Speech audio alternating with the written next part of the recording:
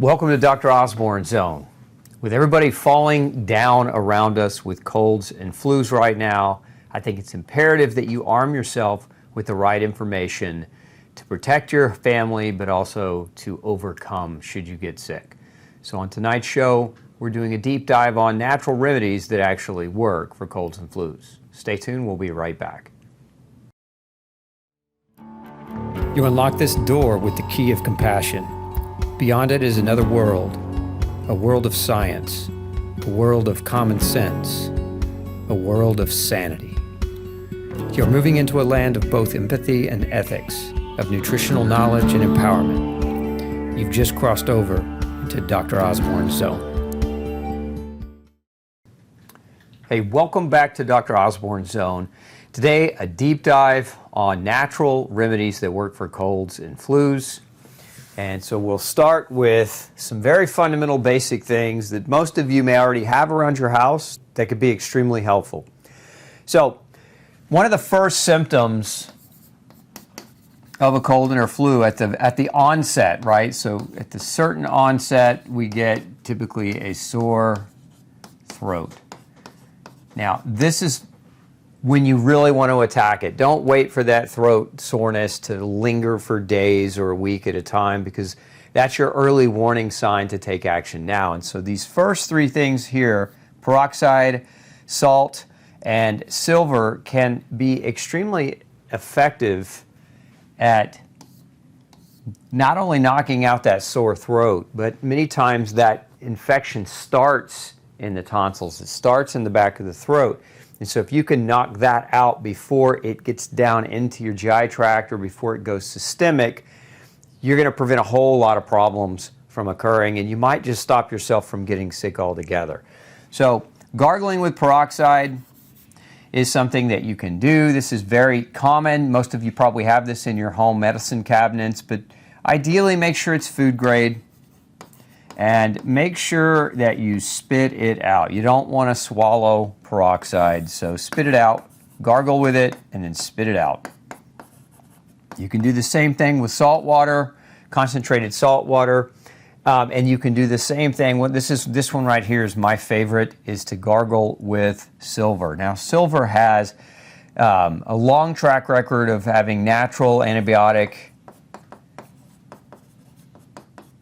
antiviral, antifungal properties. And so using it is going to hit the big three that might hit the back of your throat. So again, when we get colds, flus, etc., it can be viral, it can be fungal, it can be bacterial in nature. This kind of covers all three of those components, and it's relatively easy to do. Now, with gargling with silver, I don't recommend so much the colloidal silver, although it can be effective. I prefer hydrolyzed silver, so hydrolyzed silver as an option instead.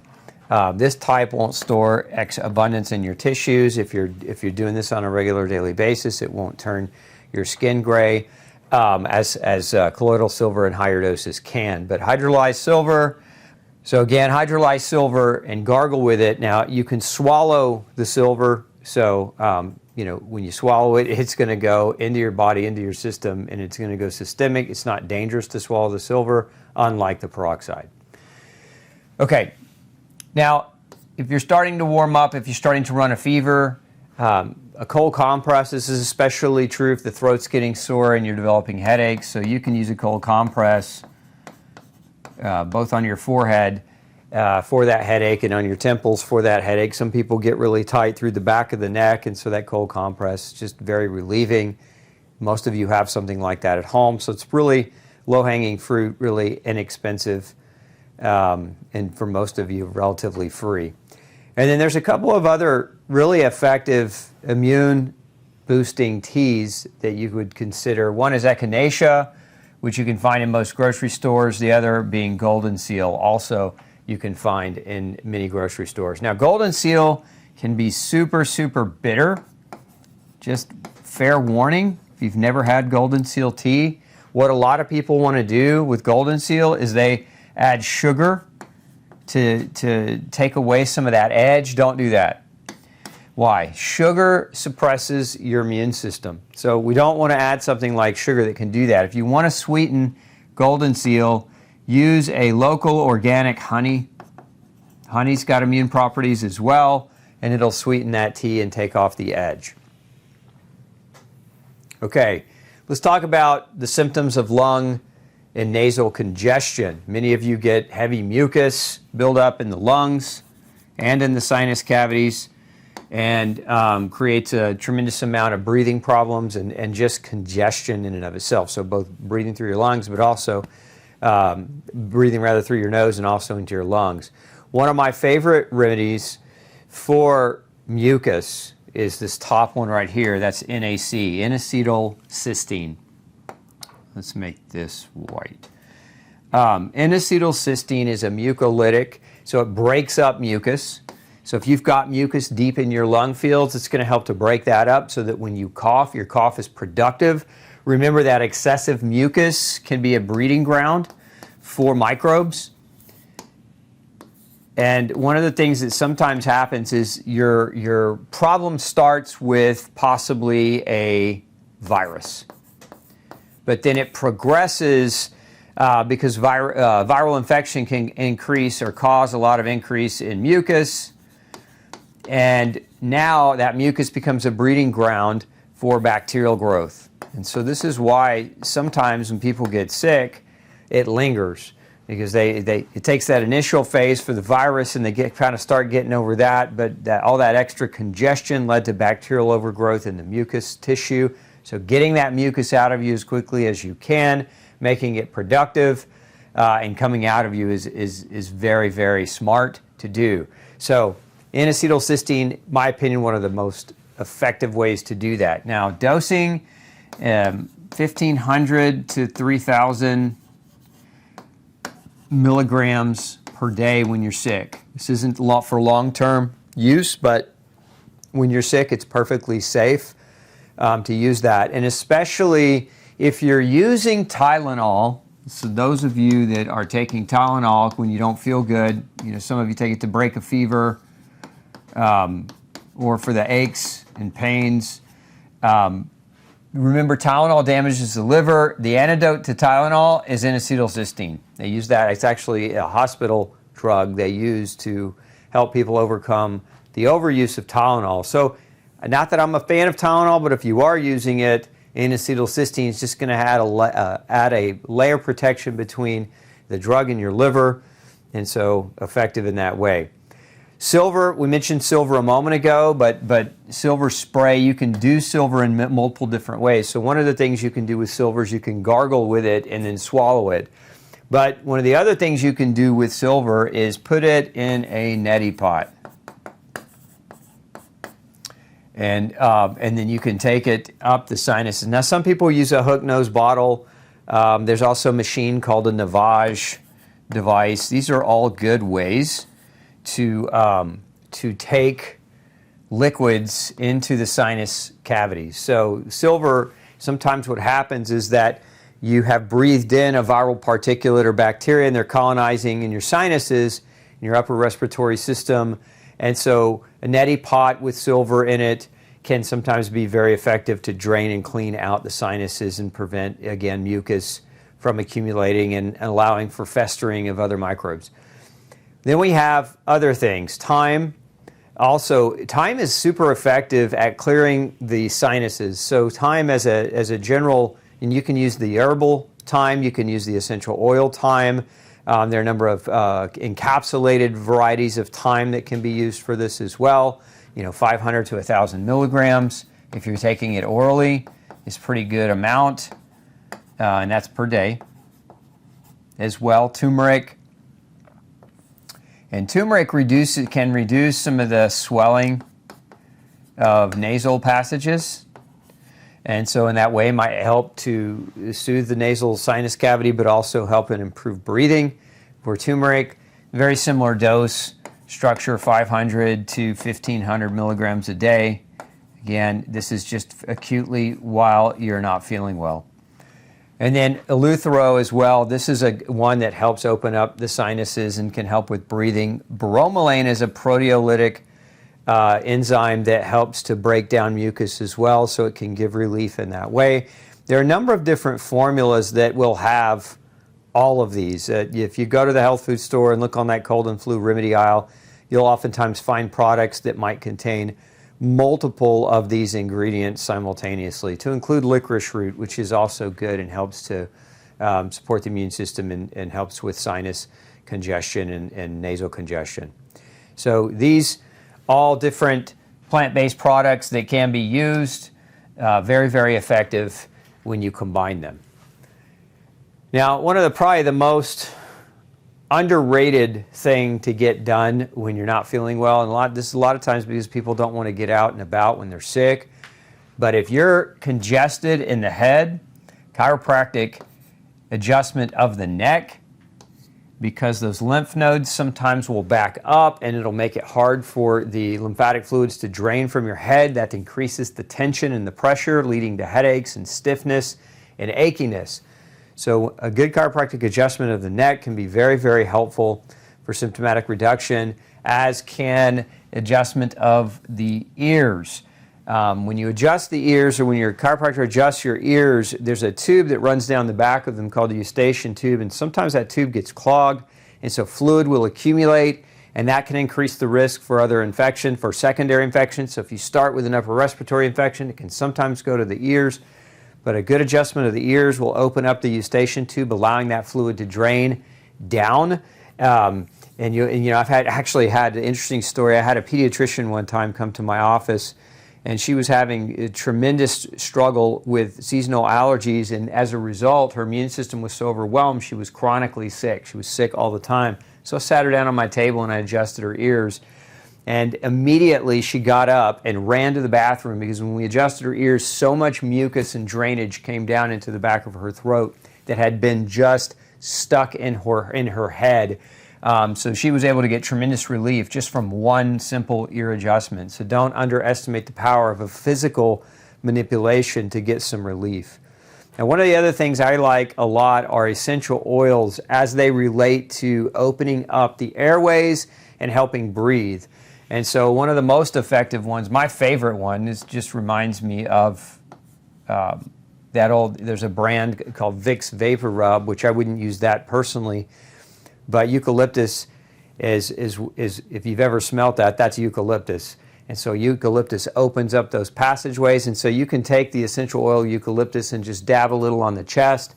You can mix it in a carrier oil like coconut oil and rub it in and make your own homemade Vicks, if you will, but works very, very effectively at helping to open up the airways, the nose, and help get more air and oxygen into the body. So that's effective in that way. Now, there are also some immune effective essential oils. So like, for example, clove has antibacterial, antiviral, and antifungal properties, as does oregano and tea tree oil and myrrh. And then peppermint, that should say peppermint. Looks like we got a typo here.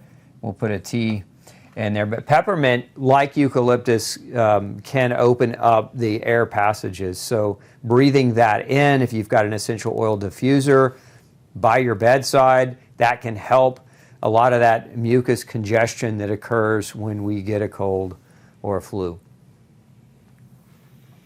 Okay, let's talk about fever. This is one I think too many people pull the trigger on too quickly. They try to treat a fever as soon as the fever's there, but the best advice I can give you on fever is let it ride, let it go. What is a fever? What's the intention or the purpose of a fever?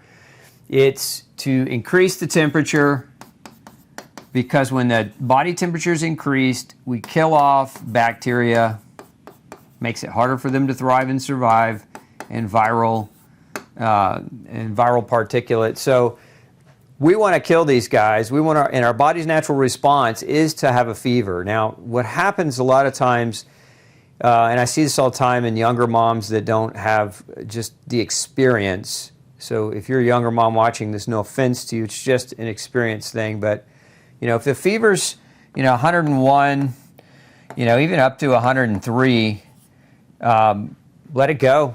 You know, where your child is not going to die over a fever unless the fever becomes so severe that they end up in the hospital because of a seizure, because it gets so high, what we call febrile seizures. 101 to 103 isn't going to accomplish that. So let the body ride that fever for a little while, because what you're actually doing is you're shortening your sick time by letting that fever burn out the bacteria or the viruses that are creating or contributing to the problem. So if you jump on, the fever right at 99, which I've seen a lot of inexperienced parents do, you're just not letting the body get that opportunity. Now, whereas a parent, you might make a decision and say, Dr. Osborne, this is my kid. I'm here. You're not here. What do you know? If the child, I'm talking about treating a child. If the child is just completely wiped out,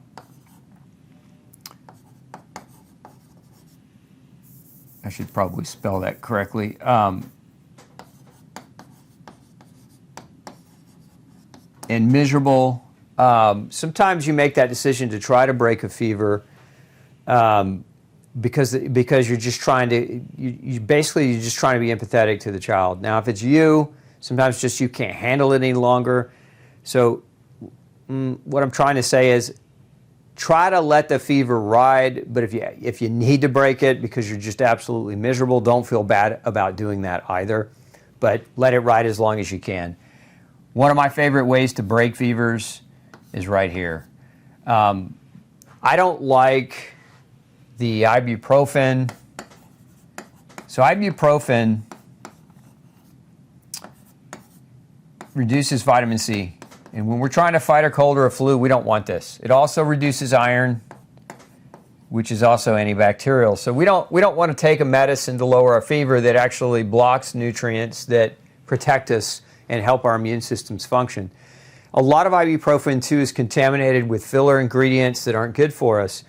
And if you're gluten sensitive, a lot of these brands have gluten-based fillers and corn and other derivatives in them. So it's just not, I'd be very, very cautious around any kind of ibuprofen. And if you can find some that doesn't have any of those fillers, it's still gonna create that vitamin C and iron effect. On top of that, ibuprofen rips microscopic holes in the mucus lining of your GI tract, and that poses a tremendous immune problem when you're trying to fight something that's already gotten into your body. So you don't want to open up whatever's in you. You don't want to create leakage across your gut so that microorganism can get across and go systemic into you and just make things worse. So ibuprofen, it does work well to bring a fever down, but it has this impact, and that's why I don't recommend it. I like white willow because it's also an NSAID, so the mechanism of action for both of these is that they're non-steroidal anti-inflammatories, but the difference being this does this type of damage. This is super safe, even for kids. Unless your child is allergic to aspirin. Remember that aspirin is derived from the white willow bark, and so aspirin is actually a derivative of white willow, although a synthetic derivative. I don't like aspirin because it does do mucosal damage to the GI tract and it affects vitamin C and iron, unlike white willow. So I like white willow as an alternative. It works very, very well if you absolutely need to take something. Now, you can also break fevers with cold compresses.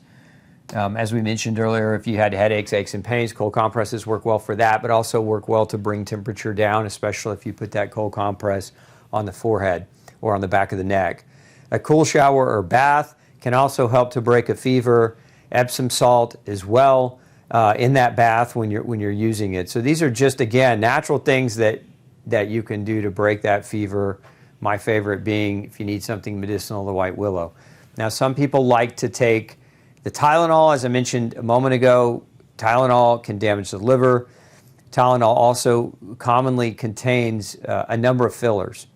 And so I'm using Tylenol as a brand name, but it's acetaminophen. So if you're talking about the over-the-counter, if you're buying an off-brand, a non-Tylenol brand, it's acetaminophen, the drug itself. And many of these products, even the generic versions, contain fillers that aren't good for you, but all of them affect the liver. So white willow would be my preference. Now, aches and pains. What accompanies fever and what accompanies illness? What happens? Why do we get aches and pains? Well, one of the things that happens when our fever goes up, we get a fever, we get body aches and pains. Part of what's happening is our body is breaking down muscle tissue to get to protein. Why? Why does our body want that protein? So muscle tissue is a reserve tank, a storage unit, if you will, for extra protein. And so if you're sick and your body is trying to fight it, it's using protein to fight it. Protein is one of the most powerful weapons against illness. That's why people who are protein malnourished get sick more frequently and have more complications. Protein is the precursor to antibodies.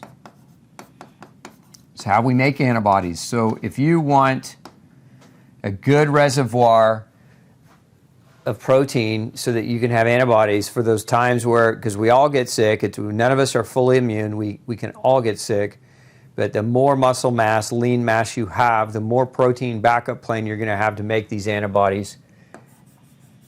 Okay, but when you're breaking down protein to get access to those antibodies, you're going to create some muscle aches and muscle pains. This is why some people lose weight when they're sick for prolonged periods of time, a week plus, and they're laying in bed and just sweating and hot flashes and aches and pains. So how do we deal with those aches and pains? Quercetin plus vitamin C. Mix these two together. This is one of the most powerful combinations naturally to help with regulating that inflammatory cascade. So when you take quercetin and vitamin C together, their mechanism of action is very similar. It works on the same mechanism that prednisone works on. So it's a very, very potent combination for inflammation. So in quercetin, I like to give between 2 and 4 grams a day. The more you give, the more potentially effective. And with vitamin C, I like to give this minimum 5 grams a day for an adult. But as high as bowel tolerance, go all the way up to bowel tolerance. What I have found over the years is that most people, when they're sick, very easily tolerate 5 grams, but actually need more. So it's even better when they go up to 10, 15, 20 grams a day because your body's trying to fight. Remember, vitamin C is a very, very important nutrient that helps your immune cells do their work. And what are they trying to do? They're trying to overcome. So when you combine vitamin C and quercetin together for the aches and the pains, you also get benefit in fighting as well. And vitamin C has been very well established with flus and colds. The literature's ripe with that, especially post-COVID world. We've done so much more research on using vitamin C both orally and intravenously and outcomes. And it's vitamin C, there's no doubt about it, it's very effective, very helpful. White willow, again, for the aches and pains, as I mentioned earlier, you can use it to bring fever down, but it's also a non-steroidal anti-inflammatory, so it works in reducing pain by blocking something called cyclooxygenase, which is a mechanism of how pain is created. So white willow can be very, very effective, especially if you've got a headache, a throbbing head, and you just can't sleep, because one of the fundamentals to recovering is good night's sleep, and if you're aching, it's harder to fall asleep. So if that's you, don't hesitate to use something like white willow to get you that relief. And then for aches and pains as well, one of the most effective ways, if you don't want to take anything, is just climb in a warm bath, and don't be shy with the Epsom salt. That will relax your muscles and soothe your muscles, and that heat will increase blood flow, and it will help reduce the potential for those aches and pains kicking in. Now, if you're running a fever, hot bath might not sound like a good idea, but oftentimes with fevers, you go through fever and then you break your fever and then you get super cold and you get the chills. So this is where that Epsom salt bath, that hot Epsom salt bath can come in and be helpful. One of my other favorite ways for aches and pains to help with aches and pains is something called proteolytic enzymes. I mentioned bromelain earlier, which is an example of a proteolytic enzyme, but there are many different types. There's serrapeptidase and nattokinase and others. But these enzymes, basically, when you're sick, your blood, your white cells in your blood, your immune system is fighting. And the byproduct of that is basically inflammation in your bloodstream that leads to thickening, because protein elements in your blood creating inflammation are driving a thickness in your blood, a viscosity of your blood goes up. And so that delivery of blood to your tissue, to your muscles, it's more challenging. It's harder to get good blood flow into those tissues, and so that can also lead to aches and pains. What these guys do is they help support that good blood viscosity so your blood can continue to be delivered, but they also have anti-inflammatory effects. And so when we're hurting, we want that anti-inflammatory effect. So quercetin, vitamin C, white willow, proteolytic enzymes all have very powerful anti-inflammatory effects. Epsom more has a kind of a relaxing, calming effect, but it also that hot water can help increase blood supply and blood flow and get you some relief. Now, if you've got gut symptoms, there's a whole other plethora. So there's a whole bunch of enteroviruses that I've been seeing, and people have been calling in, about. Really, in the last couple of weeks, we've seen an uptick in these. So if you're on the toilet, if you've got that chronic diarrhea, if your stomach hurts, if you've got tremendous amounts of nausea, these are some things that can be super helpful for your gut itself. One of my favorite for the gut is the combo zinc and glutamine. Now, glutamine is the primary fuel source for your gut, for gut cells, predominantly your enterocytes, which are your small intestinal cells, and your immune cells. So gut and immune cells both use glutamine as their primary fuel source. But glutamine is also important to seal the gut lining. And with many enteroviruses, leaky gut is a very common consequence. So this can be helpful in that regard at kind of reestablishing a gut barrier.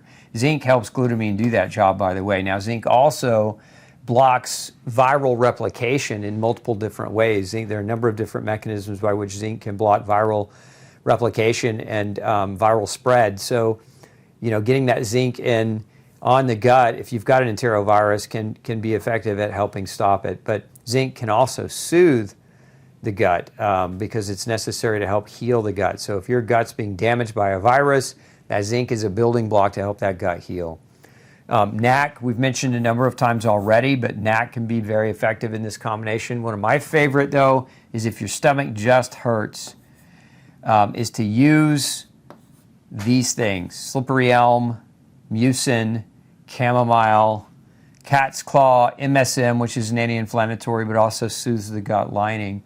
So these things are all what we call kind of mucilaginous products. They put a coating down over the stomach and GI tract. So if you're super nauseous, that coating can sometimes make the difference and really be beneficial and helpful for you. So especially if you're trying to get something on your stomach, but you're just so nauseous it's hard to eat, these things can be very, very effective.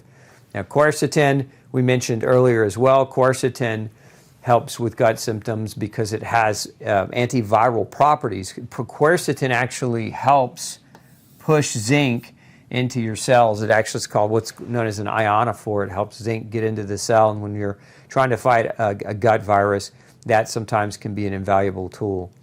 Now, as far as the diarrhea is concerned, one of the best things you can do is just a high-quality probiotic. And with this, my recommendation is 200 billion plus. When you're super sick, 200 billion, and when I say 200 billion, I'm talking about colony-forming units is what that stands for. That's the dosing for probiotics when you're buying them. So if you're buying one, look for something 200 billion plus colony-forming units. Lactobacillus and Bifidobacter species, both good options, and most products contain a nice mix of the two. You can also go with foods, fermented vegetables that are rich, like sauerkraut or cabbage, or sauerkraut's fermented cabbage, or fermented carrots or cauliflower. Also good options there to get probiotics through your food. But these things, if you've got gut symptoms, can be very helpful at overcoming. Now, what happens to a lot of folks is they get sick, they're running a fever, they don't feel well, and you go to the doctor. And the doctor says, let's put you on this antibiotic. And the doctor doesn't do a culture swab. The doctor doesn't run labs, it just says, well, it's probably bacterial, let's put you on that antibiotic. Well, if it's not bacterial, and you go on that antibiotic is going to tank your immune system even further. So I always recommend, if you're going to the doctor to get some type of investigation done, then make sure they investigate. Because the doctor's not going to know whether it's bacterial or viral without adequate testing. And there's plenty of testing. There's blood tests that can be done. One of my favorite is just a general CBC. A CBC, a complete blood count. Sometimes what you'll see on a complete blood count is white blood cells will be elevated.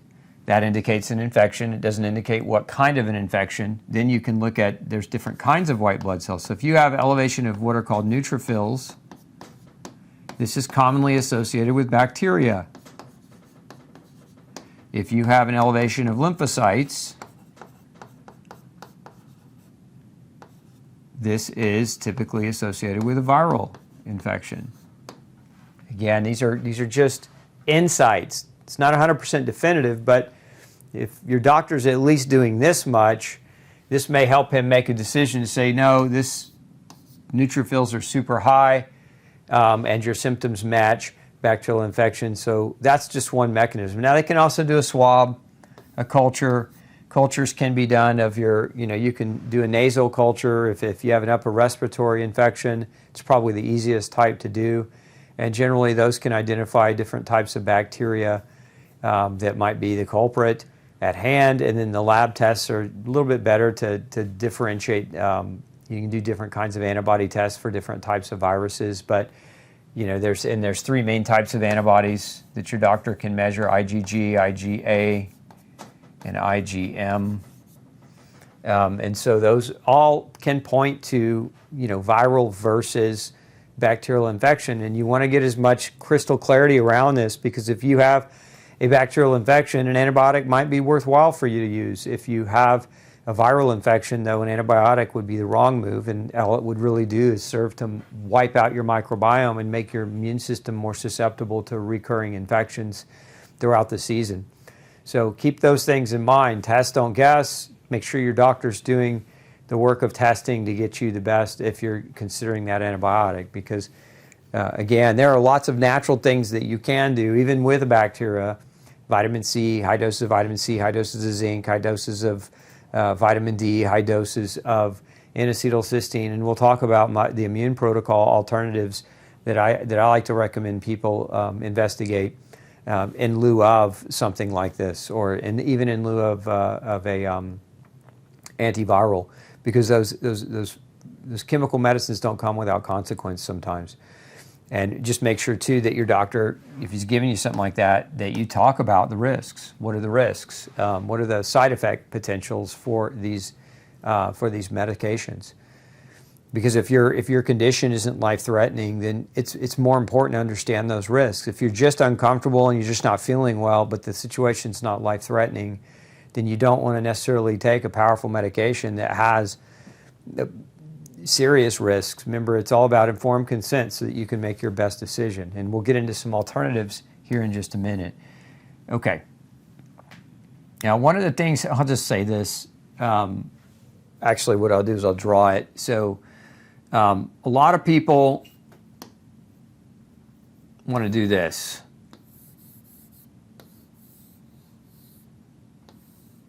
They want to put one of these right in the arm. And, when you're sick, doing this isn't going to help. And even before you get sick, I know they push this a lot, like in September and October and the early before everybody's really dropping. But if you look at the CDC's own website about this, they're going to tell you they don't really work and they can't really predict it. But there's also adjuvants in this, and those adjuvants can be problematic to people's immune systems. So I highly encourage you to look and read more about those, but look at some of these alternatives, these tried and true alternatives that are ancient, and that they're just really just common sense. So let's talk about what I would do. If I had a cold or flu, and I were sick, these are the things that I would do. I would be on vitamin C, 5 grams or more a day until I got better. And when I say more, like I mentioned earlier, bowel tolerance. Zinc, let's change my color here. Zinc, we would do 50 milligrams a day. NAC, we do 1,500. If I felt really bad, I'd do 3,000, but 1,500 a day. Quercetin, I'm doing 2 grams minimum, 2 to 4, but 2. Vitamin A, I'm doing 12,500 IU. Now, what you can do with vitamin A is you can load it, so you can take it this way per day, but you can also take just a bolus and just do this one time. But you can take a bolus dose of 100,000 IU. Just again, it's just one dose. Vitamin A is very, very powerful immune supporting nutrient. And then I would definitely do vitamin D. You know, what coincides with cold and flu season is the sun goes away, right? We have less sun exposure, but I would do 150,000 units times 3 days. So 150,000 units per day for 3 days is the way I would do that. Just heavy, heavy hit.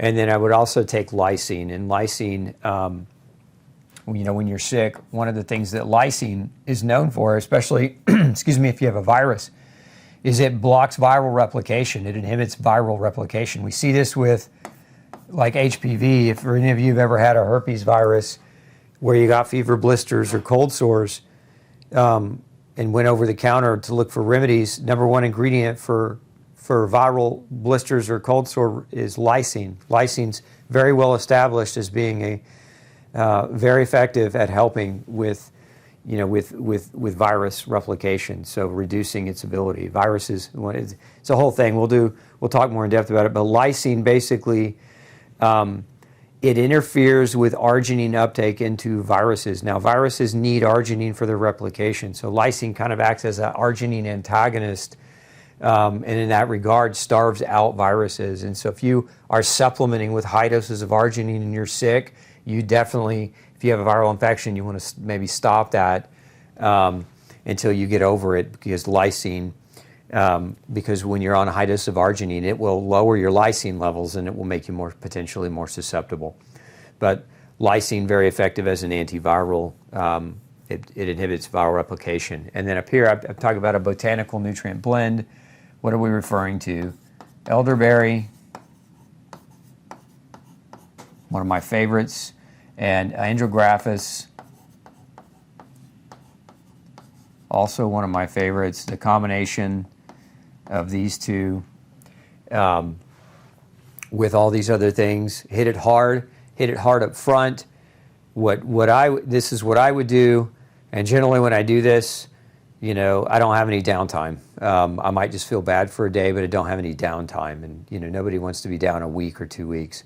And what I've heard a lot here in the last month is people say, well, I've been down and, you know, I got over it, but I'm still just on the floor. I'm still just sluggish. What do I do when I have kind of a post-infection just malaise and fatigue that I just feel like I can't overcome?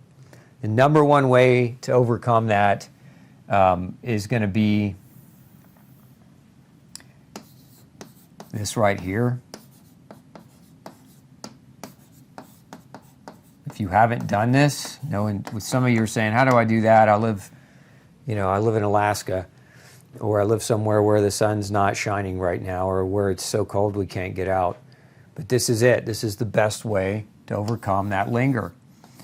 These two things. So basically, what does that mean? It means go outside, because you get both sunshine and fresh air when you're walking outside. So even if you're bundled up to try to keep warm, you can still go outside, get sunshine and fresh air. But if you're really struggling, you know, sunshine and fresh air aggressively can be very, very helpful. A lot of people too, we see post-viral syndrome that malaise fatigue again, suspect mold exposure in your house. So if you have any signs of water damage or you smell any must coming out of the closet, that kind of thing, mold and mycotoxins, specifically the mycotoxins, inhibit immune function. So they will cave your immune system and make you more susceptible. They also are very inflammatory, and they could damage your muscles and make you just tired, brain foggy, and unable to function. And what happens to a lot of people is when they get sick, they stay home. And if there's mold in the home, they stay home to recover. If there's mold in the home, they're being exposed to more of that mold while they're staying at home. And so that immune system is just going down, and that inflammation is just going up, and then they just can't seem to shake it. So again, it doesn't mean that everybody with this has a mold problem, but if you do and you're doing these things and you're like, why am I not getting better? This right here, I have seen this so much since 2020, more than I care to see, because it's never bad. It's never good news when you got mold in your home. Oh, on this last note, those of you who want to get access to all my dosing and what I would do on if I were sick, all the exact doses and everything else, we'll put a link up below this video for you in the show notes, as well as in the comments, to go and read more about my immune protocol and what I do. Okay, wouldn't be a show about cold and flu if we didn't talk a little bit about prevention, because why do people get sick? Most people get sick because of this right here. This is the number one reason: poor diet. We know, for example, that sugar caves your immune system. We know that seed oils increase inflammation and susceptibility to illness. We know that things like grain and gluten is hard on the immune system, and about 40% of the population is gluten sensitive and eating it anyway. And so their bodies are fighting their food instead of being nourished by their food. And so you're ripe for the picking, right? You're ripe for the picking when cold and flu season comes. So if your diet's poor, you're more susceptible to these problems. And then you couple that with not going to sleep on time. When should you sleep? In minimum 10 p.m. to 2 a.m. at 4-hour windows when you heal, when you repair. Obviously, don't just sleep 4 hours. Try to get a good, solid night's sleep. 8 hours plus. Women need more than men. A lot of times men can get by on 5, 6 hours and be okay. Don't see that trend with women. Most women need 8+ hours. And if you're doing a lot of aggressive exercise, you need more sleep. So if you're exercising consistently, you got to make sure you up your sleep time. But sleep, super important. Exercise and motion, and even if it's not aggressive exercise, just movement. Go for a walk. You got to be preventative. Your lymphatic system, which is what houses and kind of distributes white blood cells throughout the course of your body to your lymph nodes being part of your immune system that mobilizes and protects you. And your lymphatic system doesn't have a pump. The pump of the lymphatic system is this: it's movement. So if you have a sedentary job or you're sitting most of your day, program in getting up and walking around, or put a treadmill under your desk. Do something to have a consistent amount of movement in your day to give your immune system what it needs. And if we want to take that one step further, build lean mass, build some muscle. Remember, your immune system uses muscle as a reserve tank when you do get sick, so you'll have plenty of protein to draw from. And we live in our country today, it's a protein malnourished country. It's a cereal-based diet, and what we know about cereal-based diets, most people eat the vast majority of their calories. I think it was 60%, don't quote me on it, but it was either 60 or 70% of the calories in the US are wheat. Now the problem with that, aside from wheat being just a horrible source of nutrients, especially the processed wheat, so this isn't, we're not talking about, so some would argue, well, yeah, if I ate my own, heirloom-based wheat, that I processed myself at home and ground at home on my own, that might be a better option nutritionally. And it might be. I don't disagree with that. But that's not what people are doing. People are eating processed wheat products. And so these products are stripped and devoid of any kind of nutritional value, and then the synthetic vitamins are added back in, because if they weren't added back in, you would get sick. But wheat diets are extremely low in lysine. And I just talked about how lysine is an antiviral and being used for many to treat viruses and to prevent viruses. So if you're a heavy cereal-based diet, and this is especially true of our babies, moms, if you're loading your kid up with the little cereals, those little dehydrated cereals, and you just add hot water, and that's your baby's primary food, that's no good. It's a lysine deficient diet. It's a protein deficient diet. It's a zinc deficient diet. It's a vitamin D deficient diet, and it's just not good. So I'm going to harp on this because that's my thing, right? I'm the gluten-free warrior, but go read No Grain, No Pain. I'll encourage all of you to do that if you really want to dial in this diet piece properly, because if you live in the UK or you live in the US, this right here is a core fundamental issue to probably 50% of the health issues would go away in the country if we would just cut this nonsense out and get real food. Okay, moving over to sunshine. We talked about this a minute ago, but sunshine is a source of free medicine. It's got vitamin D. It's got melatonin. Melatonin is a very, very potent antioxidant. It helps you sleep, but it also helps you fight infection. They're using melatonin in hospitals to fight infections or to help people fight infections. Sunshine also comes with regulating cortisol. And too much cortisol will make you sick longer if your cortisol is too high. So good quality sunshine regulates cortisol. But sunshine also comes with the ability to increase your body's energy output. Sunshine is like your body's like a battery it's like a solar battery, and when you soak in infrared, your mitochondria work more effectively, more efficiently. You make energy more effectively. That makes you less susceptible to colds, flus, and any other kind of infection. And of course, clean air. Clean air becomes very important, especially if you have a respiratory infection risk. A lot of what we see today, the EPA has come out and said a number of times that indoor air pollution is like at least 100 times greater than outdoor air pollution. And so you're living inside, and your furniture is off-gassing, your paints are off-gassing. So put a HEPA filter in your home and really scrub your air, keep your air clean as best you can, because the quality of air in homes has deteriorated with the construction methodologies that are being used today. And then clean water. Remember, your body is 70% water. And if you're drinking dirty water with chlorine and bromine and pesticides and medications, that you're bringing that stuff into your body. And I know I've said this a number of times, but in Houston, where I live, the 42 prescription medicines can be identified in the water after the city's done cleaning it. So if you think that just because your city's touting, oh, we have the cleanest water, we have great water, they get to judge themselves. Anyone who judges themselves is probably going to be more lenient in the way they judge. But filter that water. And best way to filter city water is reverse osmosis, because reverse osmosis typically also comes with carbon and KDF on the front half of that, and so you get a really good cleaning with RO water from your tap. Don't drink the tap water. It's full of antibiotics that are there on purpose to clean the water, and those things will again affect your microbiome and make you more susceptible to being ill. So these 6 things: diet, sleep, exercise, sunshine, clean air, clean water, what I would call the non-negotiables. Your body will not negotiate with you if you're doing these things wrong. Your body will just get sick. And whether that's a cold or a flu or whether that's a chronic illness, both are true. So do your part going into the season.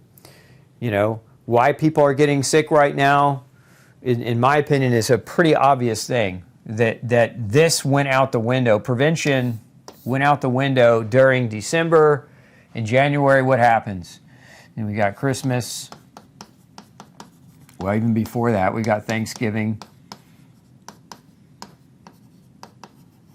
And so what happens is diet is pretty much done. Alcohol which is an immunosuppressant, and a vitamin, it just destroys nutrients.